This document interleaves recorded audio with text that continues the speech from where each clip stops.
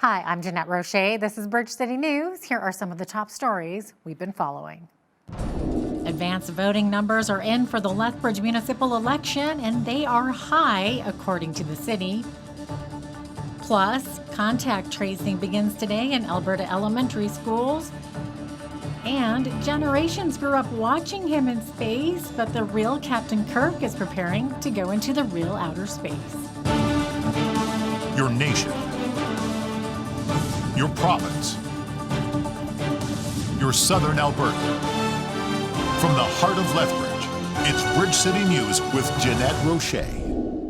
Thanks for joining us. After just 5 of the 8 days of advanced voting for the 2021 municipal election, the numbers are showing that we've surpassed the total of advanced votes from our last election in 2017.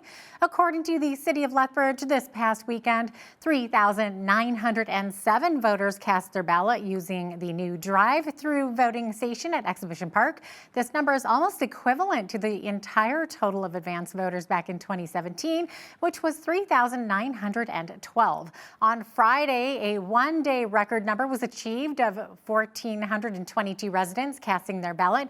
On Saturday, 1,273 people voted, and on Sunday, an additional 1,212 voters used the drive-through option. In total, 5,162 Lethbridge residents have used the 2021 advanced voting options to date, including the 1,255 people who voted October 1st and 2nd at City Hall. There are 3 more advanced vote opportunities coming up on October 14th, 15th, and 16th at the ATB Center from 10 a.m. until 8 p.m. And just outside of Lethbridge, Lindsay Montina is vying for the title of Colehurst Mayor in the 2021 municipal election. She's joining Ron Lagmit as the only 2 participants running for the town. Montina is the Director of Alumni Relations at the University of Lethbridge. She's also the President of the Parks and Recreation Society in Colehurst.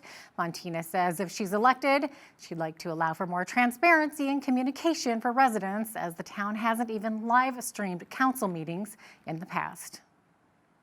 The only real way that you can find out about things currently is by coming to a council meeting in person, or else by, a lot of the times it's figuring out what's happening on Facebook through our community groups. And so I think for transparency and communication, what I'm really looking for is how can we involve people, whether it's engaging them in decision making, or it's just even letting them know about what's happening so that they're getting the information from the source, and also in a timely manner so that, you know, if we have a council meeting one day, within a couple of days or even right away, they can find out about what happened. Voters will head to the polls for the Alberta municipal election on October the 18th. Lethbridge saw its first snowflakes fall over the weekend, and for some of us, we may have turned on the furnace as temperatures dipped below freezing. However, this isn't possible for everyone in our community. As Carson Marzouk reports, organizations in Lethbridge are quickly preparing to help out our most vulnerable population. Organizations around the city, such as the Soup Kitchen and Streets Alive Mission, are quickly adapting to the mild increase in clientele as the temperatures start to drop. Executive Director of the Soup Kitchen, Bill Ginther, says this is the time of year when many are looking to access a hot meal or warm clothing. People tend to move around a little bit less. If you imagine ourselves being homeless, I mean, you're on the move most of the time, seeking for your next hit or whatever it may be, right? And so we find that they tend to hang around more. We always serve hot meals, and we do that even now, and especially when you're cold, you've been outside, a hot meal is the best thing for you. The brisk fall weather forces many to seek shelter, heat, and a warm meal, which Ginther says they have extended their hours to allow for more people to access. Lunch is now being served. It'll be from 12 to 12:45, and people can stay in that long, right? I think we're going to extend that a little bit so that they can stay in a bit longer. If they've been out in the cold, they can warm up not only from the inside, but the outside as well. Cameron Kissick with Streets Alive Mission says it's only the start of the colder weather, and Streets Alive is expecting an increase in the number of people using the resources over the next few months. Because we are, especially right now where we're in that period where it's cold at night, warm during the day, oftentimes people will take off layers later on in the day when it's warmer and then lose them, so they need to replace that layer. So they'll be coming back more regularly to get layerable clothing. With the quick change from 20-degree heat to below freezing temperatures, staff at Streets Alive are quickly looking for donations of warm clothing, including toots and gloves. We are looking for layerable clothing clothing that they can wear in layers, water-resistant type of clothing to keep them dry, good footwear. To donate, visit either Streets Live Mission or the Soup Kitchen for more information. For Bridge City News, I'm Carson Marsouk. Thank you, Carson. Well, here's an update to a story we brought you last week. A Lethbridge Police Service officer pulled off a pull-up fundraiser over the weekend to raise money for first responders. As Micah Quinn explains, the challenge gave him just a few calluses.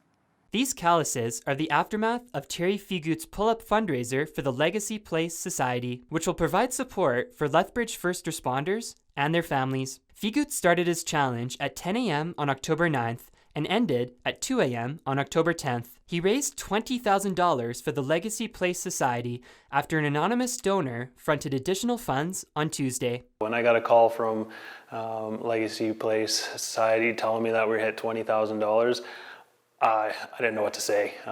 It's been an amazing experience, and to know that we've reached people and that there's people kind enough to donate that amount of money. It's just absolutely amazing that it's going to help someone. Figut ended up finishing with 4,080 grueling pull-ups in total. He ended up surpassing the former Guinness World Record pull-up champion from 2013, David Goggins' record of 4,030. At that point, I had 5 reps to go to matches, and my wife and a co-worker were in the garage here still with me, and it was a challenge I was battling physically and mentally at that point. But I was able to get up there, and they gave me a huge applause because it was a huge feat, and it was a pretty cool feeling to be, in the same playing field as someone like that. So Figut's fundraiser page will be open until October 17th if you want to add to his funds for the Legacy Place Society. For Bridge City News, I'm Micah Quinn. Thank you, Micah. The trial began today for a British man in Calgary for the 2019 deaths of 25-year-old Jasmine Levitt and her 22-month-old daughter. Robert Leeming is charged with 2 counts of second-degree murder. The mother and child's remains were found in the mountain wilderness west of the city several weeks after they failed to show up for a dinner. Police say Levitt had been in a relationship with Leeming. It was a rough, long weekend for air travel in Alberta as 2 small plane crashes occurred in the province. The first on Saturday at approximately 4:45 p.m. when the Blackfelds RCMP responded to a distress beacon from an aircraft. A downed plane was located in a remote and rural area near the intersection of Range Road 241 and Township Road 412. There were 2 occupants in the plane. The pilot was found deceased at the scene, and the passenger was extracted from the wreckage and transported to an Edmonton area hospital with serious injuries. Now, on the following day, on Sunday, just after 11 a.m., a plane with 4 occupants flipped and sustained serious damage at the Westlock Airport. There were 4 occupants in that plane at the time of the crash. 3 occupants were transported by ground ambulance to hospital. No information has been released, though, on the status of the 4th passenger. Transport Canada is investigating both of these crashes. Starting today, a COVID-19 notification process began for schools with students in kindergarten to grade 6. It will be used if 3 or more COVID cases are identified within a 5-day period in a single K-6 classroom. According to the Lethbridge School Division's website, Alberta Health Services will draft an exclusion notification, which will be sent out by the division that will shift students in that class to at-home learning. Exclusion letters will be issued on a class-by-class basis. Timelines for at-home learning will vary because it will be based on the last day of potential exposure to infection or 10 days following the last potential day of infection at school.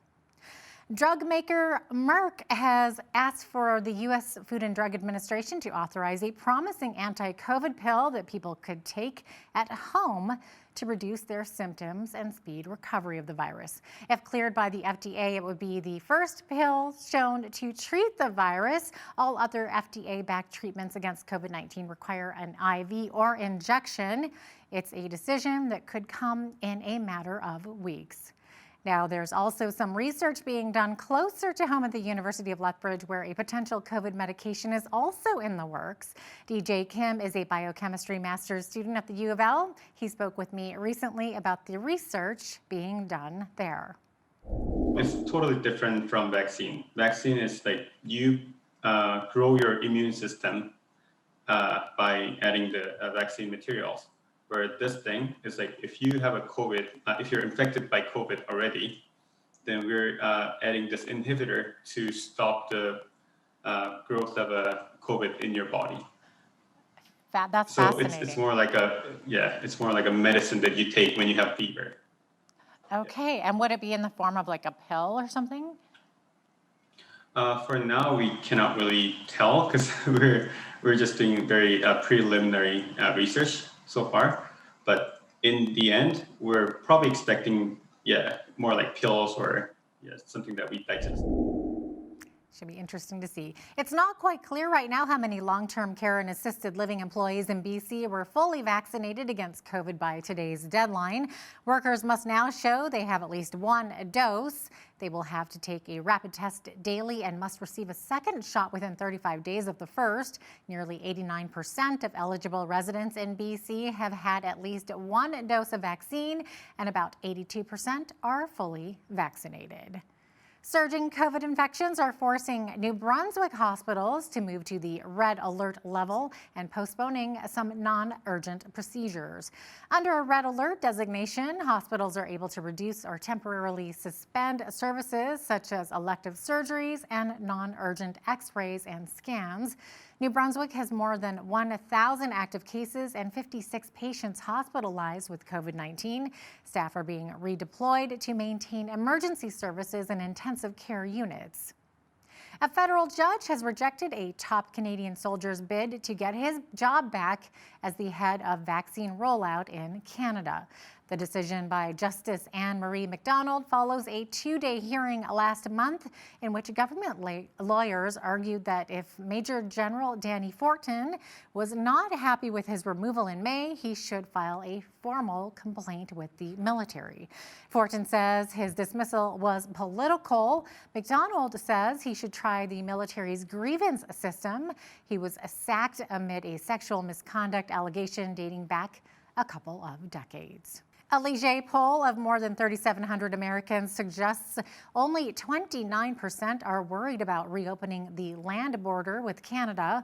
The survey for the University of Manitoba and Metropolis North America finds that number jumped to 52.2% when Americans were asked how they felt about relaxing land travel restrictions with Mexico. The ban on non-essential land travel into the U.S. imposed at the start of the pandemic is currently set to expire next Thursday. It's a world first. An unmanned drone flew a box containing lungs for transplant between two Toronto hospitals on the 25th of last month. The middle of the night flight lasted just 6 minutes. The recipient was a male engineer with an interest in drones whose transplant went well.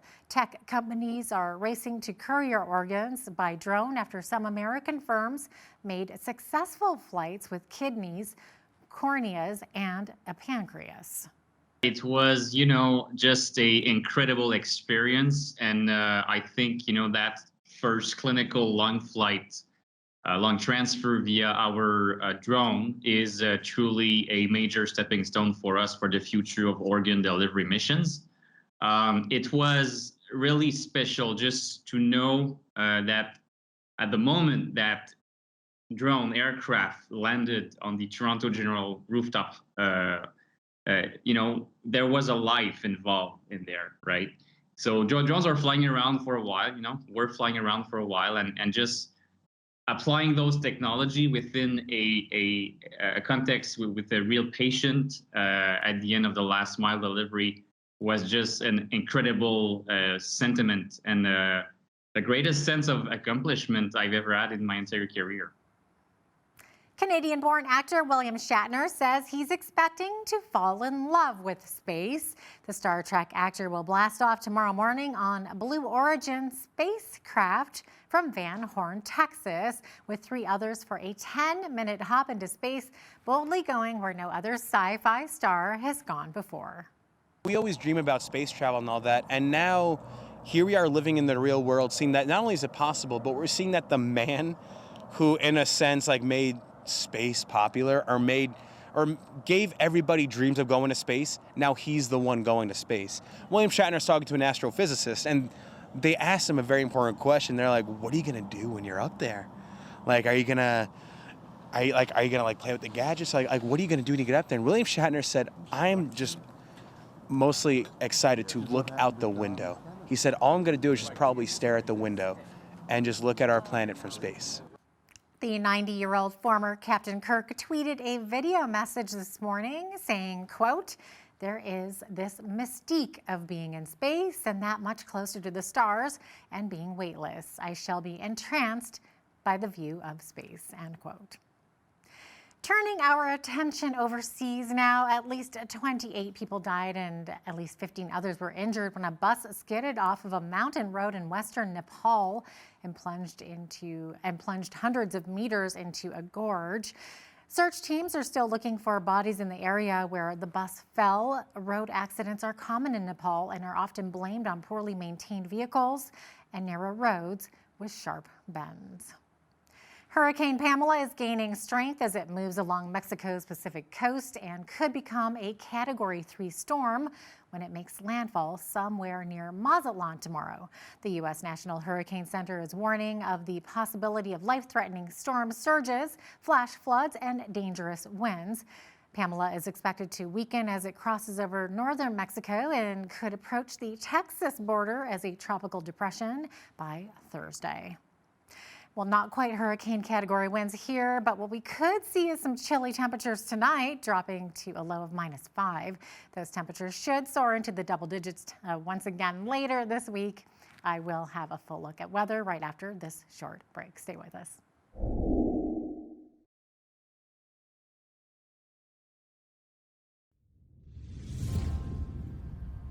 Welcome back. A chilly evening is expected tonight with the low dropping to -5. Could feel like -9 though with that wind chill lasting until early in the morning before the sun basically heats up the day a little bit, up to 8 degrees tomorrow. We're looking at winds 30 to 50 kilometers per hour as well. Into Wednesday, staying at that 8 degrees, mix of sun and cloud into Thursday. We're finally seeing those double digits there, 11 degrees.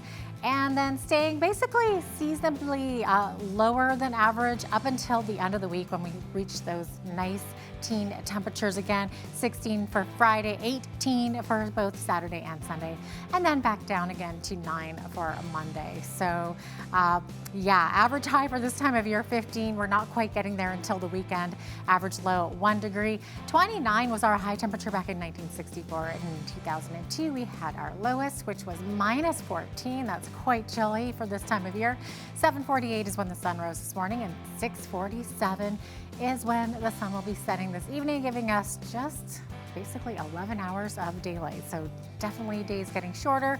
Lots of rain expected overnight this evening in Vancouver, looking at 10 to 15 millimeters. Another 60% chance of showers tomorrow. 12 degrees the high, 11 the high in Victoria. 40% chance of showers there. 60% chance, or 30% rather, chance of showers in Edmonton tomorrow. High of 6. High of 4 only in Calgary. Calgary looking at a chance of showers or flurries tomorrow. Now, as for the rest of the prairies, 7 degrees is the high in Saskatoon with a mix of sun and cloud. We're seeing a chance of showers developing tomorrow for Regina, high of 7, and 10 degrees tomorrow in Winnipeg with 5 to 10 millimeters of rain expected. So quite a bit of rain expected there. 22 the high tomorrow in Toronto with a chance of showers. Showers also expected tomorrow in Ottawa, but we are seeing these nice 20-degree temperatures. 21 in Ottawa, 23 in Montreal, chance of showers there as well. Fredericton's high tomorrow, 24, should be nice. We're actually seeing some showers starting to develop tomorrow afternoon in Fredericton. Halifax as well, 20 degrees the high, 17 the high for Charlottetown with a chance of showers.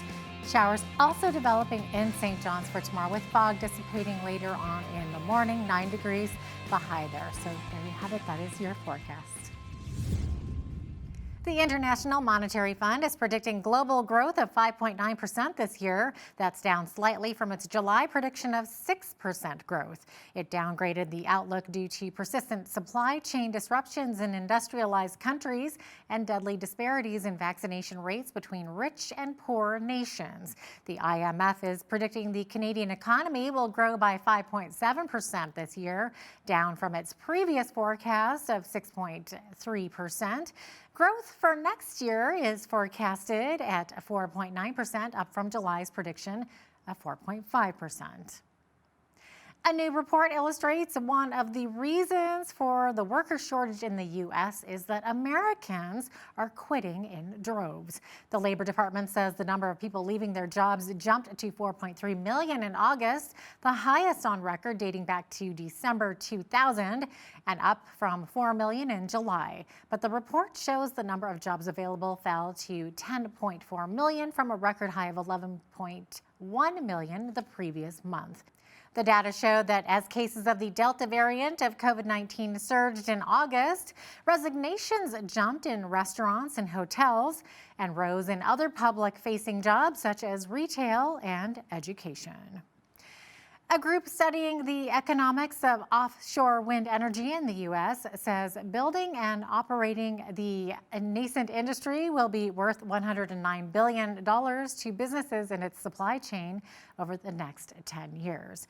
The special initiative on offshore wind estimated the market at $70 billion just 2 years ago, but it has been updating its estimates as the industry continues to grow quickly. Now here's a look at today's markets. The TSX was up 20 points to 20,437. The Dow was down 117 points to 34,378. The S&P 500 was down 10 points to 4,350. And the Nasdaq was down 20 points to 14,465. West Texas Intermediate Oil was up 3 cents to 80.56 US per barrel. Natural gas was up 10 cents to 5.45 US. Gold was down 3 cents to 17.6015 US an ounce, and silver was even at 22.56 US an ounce. Wheat is at 11.37 per bushel. Barley is at 9.01. Canola 20.39, and corn is at 10.28 per bushel. Live cattle were down 35 cents to 134.25. Feeder cattle were down 75 cents to 158.58. Lean hogs were down 88 cents to 89.08. And the Canadian dollar was up slightly over the past 24 hours to finish at 80.24 US.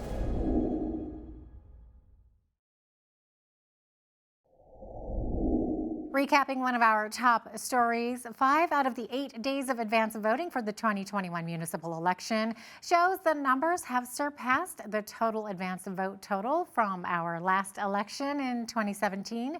According to the City of Lethbridge this past weekend, just over 3,900 voters cast their ballot using the new drive-through voting station at Exhibition Park. In total, 5,162 Lethbridge residents have used the 2021 advanced voting options to date. Coming up, I speak with a young author who gives his take on wisdom for life in his best-selling Adulting 101 book series. But first, here's a look at what's happening in our community. Here's today's Bridge City News Community Calendar. The City of Lethbridge's Fall Leaf Collection Program is now underway. Between October 4th and November 12th, residents can call 311 to request an appointment to have their bag leaves picked up. Residents are asked to put leaves in paper yard waste bags, as the leaves and bags will be composted together, reducing landfill waste. There's no limit on the number of bags set out for collection, but filled paper bags must not exceed 25 pounds each. Residents can request up to 2 collections. For more information, visit lethbridge.ca/fall leaf collection or call 311.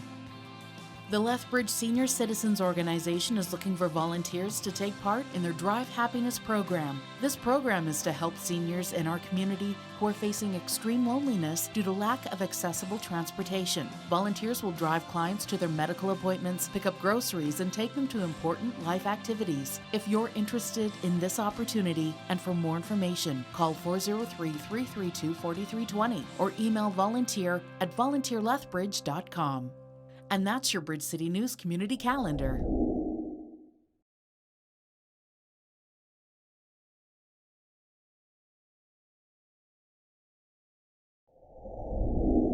Well, we live in a crazy world these days, and it can be a real challenge for our young people as they graduate from high school or college and step out into the real world. But what does it mean to be an adult anyway? And what kind of behavior should we be exhibiting? Joining me to discuss this is Josh Burnett. He is the owner of a Chick-fil-A restaurant in Yorktown, Virginia, and he's the co-author of the book, Adulting 101, Book 2. Welcome to Bridge City News, Josh. So great to have you on today. Thank you so much for the opportunity, Jeanette. I really appreciate it. Absolutely. Now, your first book, Adulting 101, #Wisdom for Life, became an Amazon bestseller. So what's different about this second book? Sure. So the genesis of this whole project is, as a Chick-fil-A owner-operator, I have the privilege to work with a lot of students. And I quickly discovered that there was a real need in their lives to teach some of the life skills that perhaps they may or may not have received at home, and saw a noticeable impact to the business as a result of lacking some of those skills. And so I had this opportunity to come alongside of some of these team members and teach them these skills. And over the years, realized that this was such a crucial element of what I was doing. I had a chance to be a part of their progression and maturing into an adult. I realized that there is a need for this in the workplace in general, and had the chance to write Adulting 101 with a dear friend and mentor of mine, Pete Hardesty. And so the first book that we wrote is all about what an adult does. So some of the hard skills. So it's how to buy a car, it's how to budget, how to get a job. And after the release of the first book, we were hopeful we would sell more than just a couple of copies to our mothers, and it took off. We had a chance to do all right with that. The publisher came back and asked for a second book, and we began the journey of what could this look like. And with that, we engaged those same students, and we discovered there was really a need for clarity around what healthy adulthood looks like. And so it was a lot more of the soft skills that come alongside of that, and that is what the why that a second book exists. Oh, that's amazing. What a niche to fill. And also, being the owner of a Chick-fil-A, you are hiring those really young students, like some of them 14, 15 years old, I'm sure. Some of them Absolutely. probably not even quite in high school yet. So today's millennials are typically highly educated. We're talking some of the older ones maybe, but it seems that they're missing some key life skill strategies and perhaps some good character traits, kind of like what you were saying. Now, Josh, you point out that nearly a third of young people also suffer from anxiety. That's a really high number. Yes. So I think there's a couple of things that are associated with that. There's a lot of young folks today that do struggle with anxiety, but it doesn't always have to go back to character traits that they did or did not learn. And for a lot of the young people, we are seeing the ramifications of how they were parented. So on different ends of the spectrum, you have parents that were very involved and sometimes overly involved in protecting their child. And we see the result of that as that young person adults, where they may not know how to do much, or they don't know how to fail well. And so being self-aware of that. On the other end, some of these students out of necessity grew up in homes where parents weren't as engaged or as involved. And because of that, they also are struggling to launch effectively because it wasn't modeled well. So what I'm running into is I have great-hearted young people that want to do the right thing, but really desire a model of what that healthy adulthood looks like. And that's what we hope to provide to them in book 2. That's great. Now, what advice do you have for the 20-somethings to enable them to mature and to overcome the tendency to worry so much and worry that they're not living, so that they're not living in a state of anxiety constantly? The first half of the book is really geared around this model of knowing yourself and then leading yourself, and then knowing others and leading others. And by being able to do those effectively, we think that you will mature into a healthy adult. This is a great launching point, a great discussion guide for people to come alongside of those students and to really use this as a resource along that journey with them. But for a lot of the students I work with, a big piece of it's self-awareness. So they have a desire to be who they want to be, and you need to accept me for me. And what I try to share with them is being self-aware is so much more than that. It's really figuring out who you are in a deeper level and showcasing that for them so that they can launch more healthily into adulthood. So a lot of that anxiety can stem from not really knowing where their value comes from and trying to find it in all of these other areas that they think will give them life. Interesting. Now, one of the issues that you tackle in the book also is social media. And of course, that can be a huge source of anxiety for teens and young people. So many teens and millennials do spend so much time in front of a screen. So how does this affect them? And is there a way to rein in that screen time and become more inclined to do things face to face? I think that it extends far beyond just the current generation, millennials. That everybody is addicted to their phone on some level. Especially And nowadays, it doesn't, right? When we're all absolutely, working from everything. home. Yeah, And school is on a screen now. And so it's exactly. very easy to be so absorbed into that world where we miss that human connection. So Pete and I, again, kind of provide some high level insight into, hey, here are some tips and tricks on how to use that screen time effectively, or how to really be able to push it away a little bit from what you're doing, whether it's there's a number of apps that can help you to turn off some of these social apps so that you're not on them scrolling mindlessly for a long period of time, and encouraging you to get outside and engage with other people. And that you can't replace that human interaction. And I think the more people hide behind a screen, the more anxious they can become. And so we try to touch on technology and screen time and social media, and even the comparisons that come as a result of that, and what that can do to somebody's mental health if all they do is look at Instagram and see the best day of somebody's life every single time they get on the app. Exactly. And it's so unrealistic, isn't it? It really is. Yeah.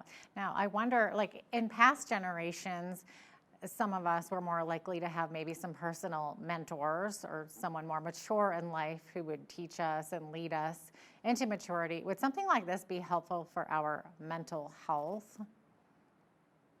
Always. Yeah. Anytime you can get somebody a little further ahead of you to engage with you and care for you and show you what's coming down the line, the better off we all will be.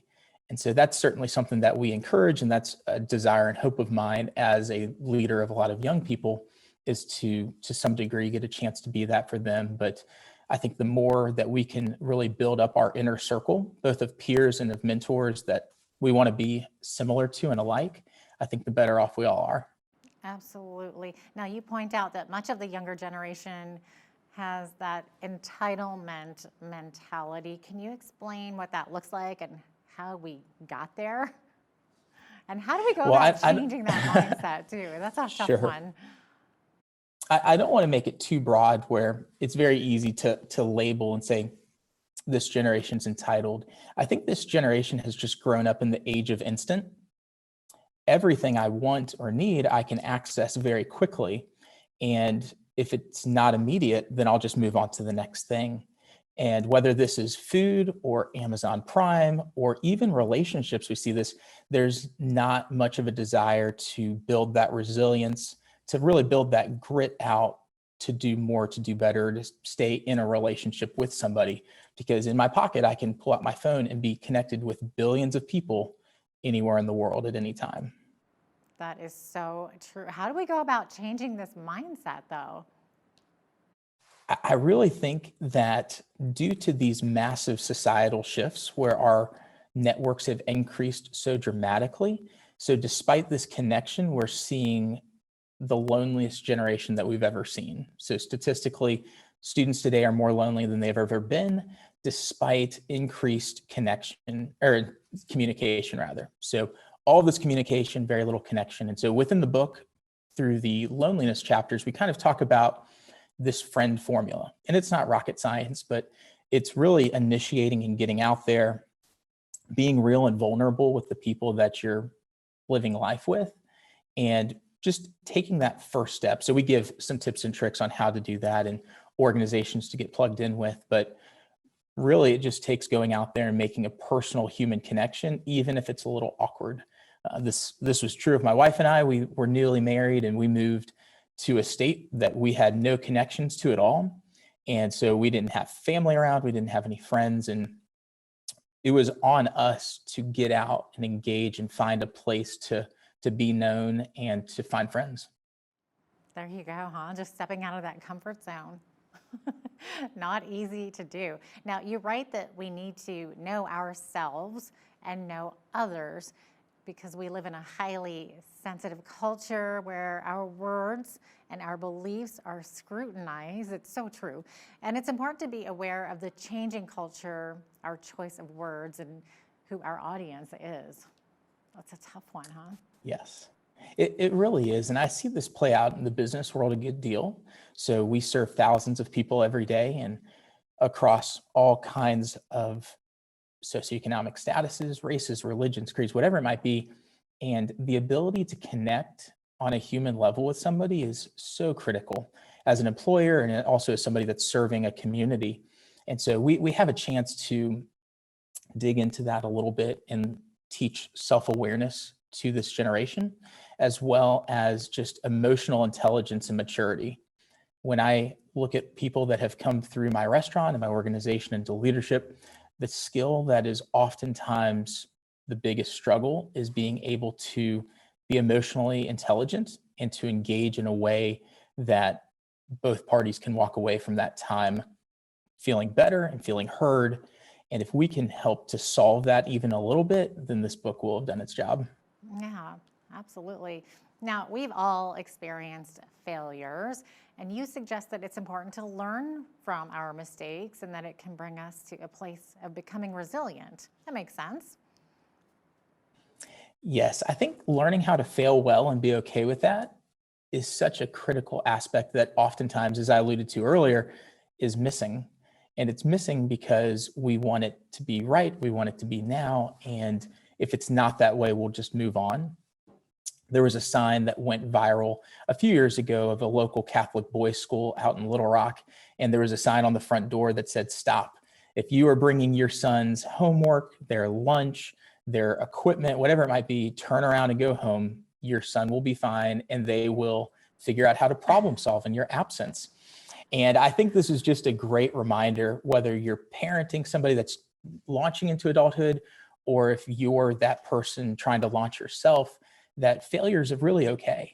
And to encourage some of these soft failures, especially if you have a teenager in the house where they have a chance to live life and to make mistakes, but still while the stakes are low.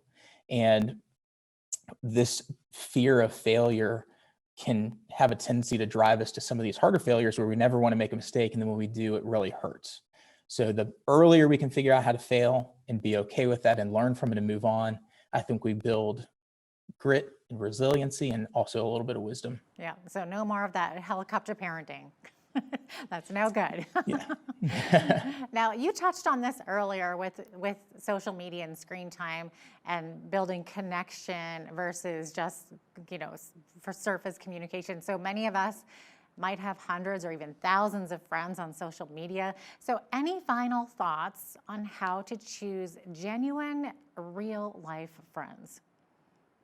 Oh, goodness. I think that the importance of friends is unparalleled in life. So you're going to go the way your friends go. And so finding people that have similar belief systems and values as you can be a very critical element in that. Do they have similar likes, similar stages of life? And finding people that you want to be more like. You don't want to be around a group that is bringing you down. So look for organizations in the community that you agree with and that you want to be a part of, and that is a great launching point. But a lot of times folks will leave high school or college where their friends were always built in to their normal daily cadence, and they'll hit that point afterwards where my friends are no longer provided for me. How do I go about finding folks that I want to work with and engage with? And outside of the workplace, you really have to be proactive in that. And I say all that, and it is so crucial also to find a diverse group of people that you can be around and learn from as well. But at the end of the day, you want your friend, your inner group to be people that you want to be more like. Absolutely. Great advice.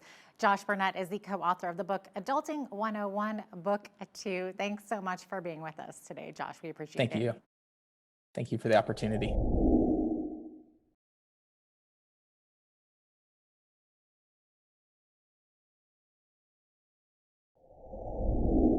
October 18th, we'll see municipal elections taking place across Alberta. Joining us today is Gary Clausen. He is one of several candidates in the mayoral race here in Lethbridge. Welcome to Bridge City News, Gary. So great to have you on today.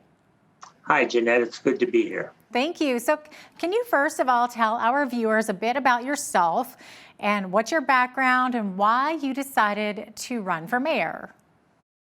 Hi, Jeanette. Well, the reason my background is I was born in Lethbridge, and I've lived in Lethbridge area all my life. I've lived here forever.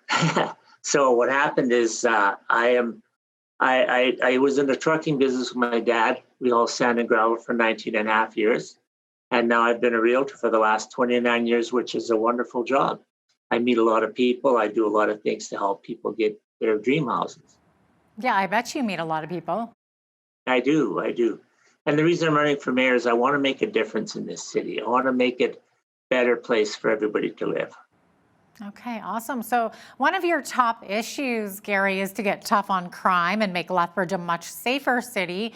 So what do you see as being the biggest crime issues that need to be reined in? One of the biggest crime issues in Lethbridge is petty crimes. Like you'll get people stealing bicycles, breaking into their cars, breaking into houses. I've had an example just the other day. I had a person try to break into one of my garages. This is just day before yesterday. They couldn't get the garage door open, but they tried to break into it.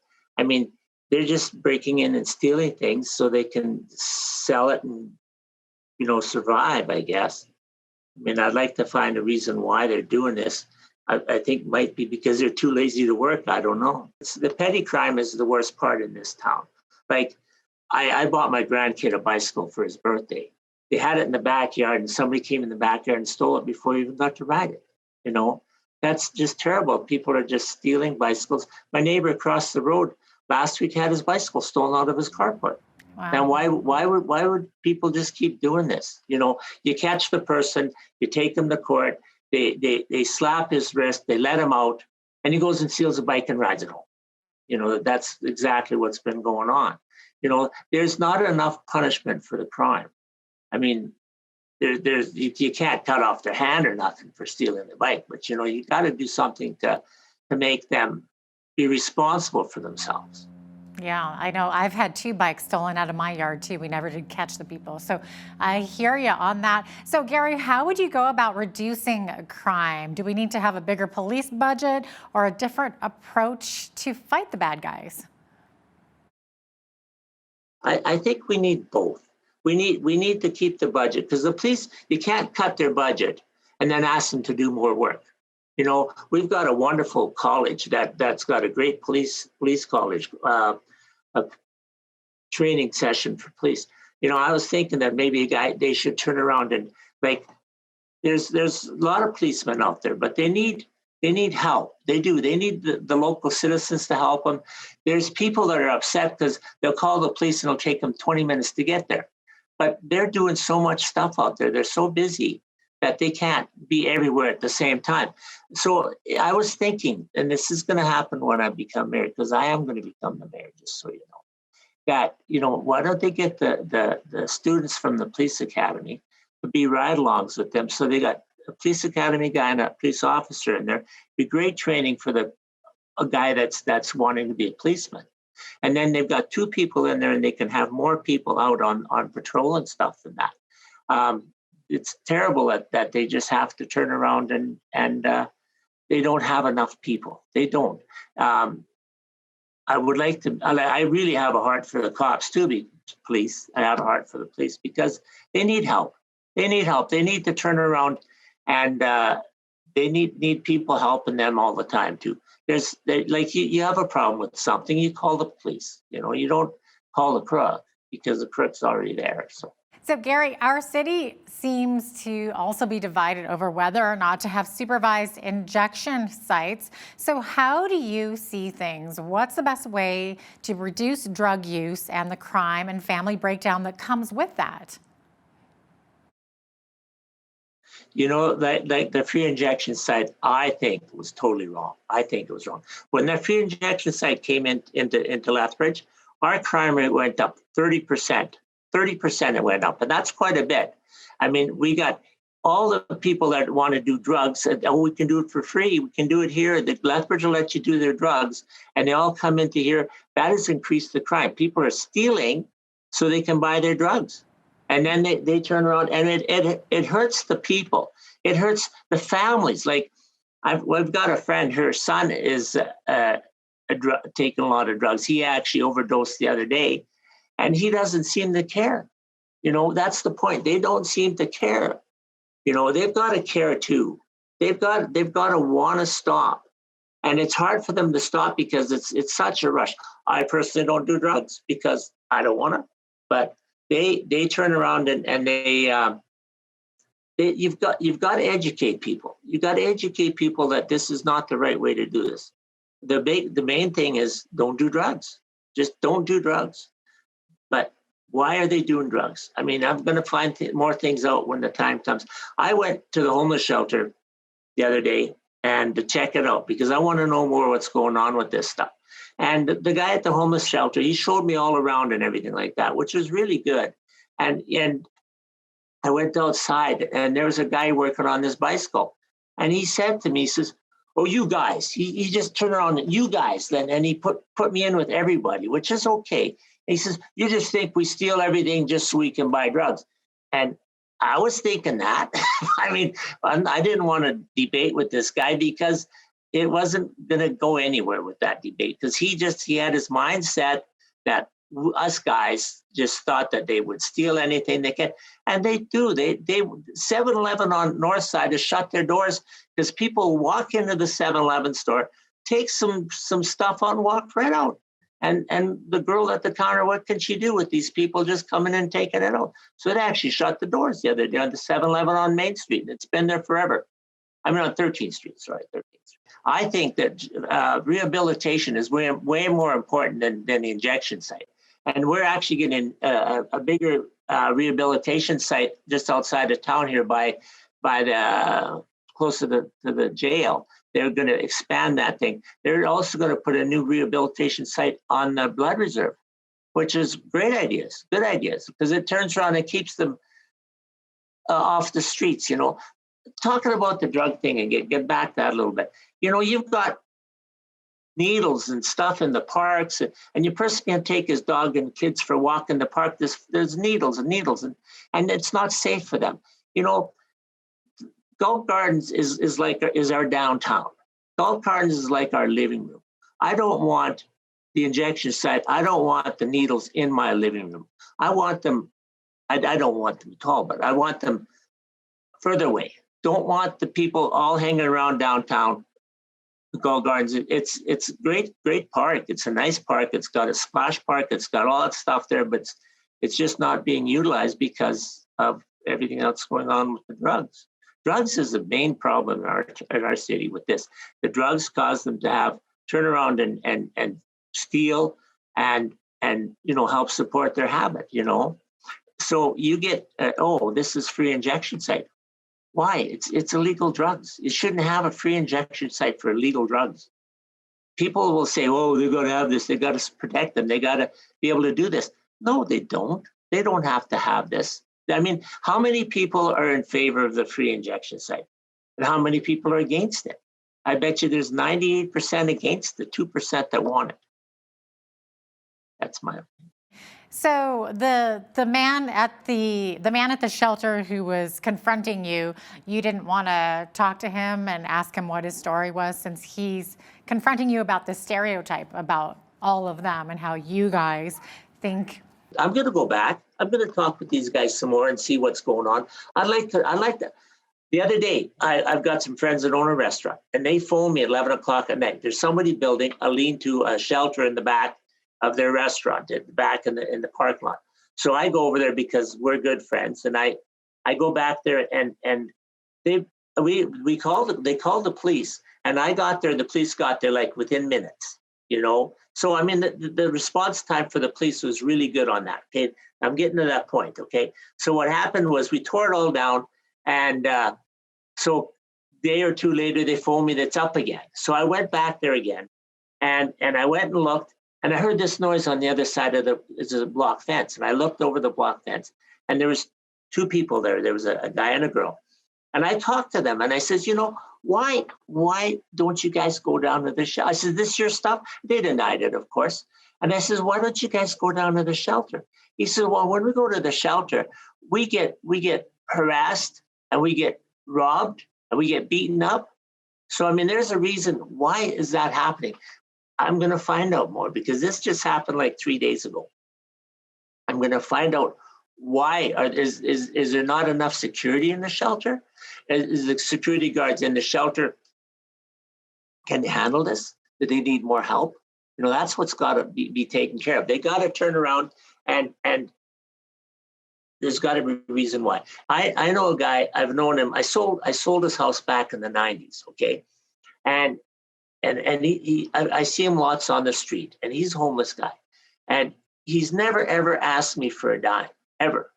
And I've known him even before I was a realtor, I knew him.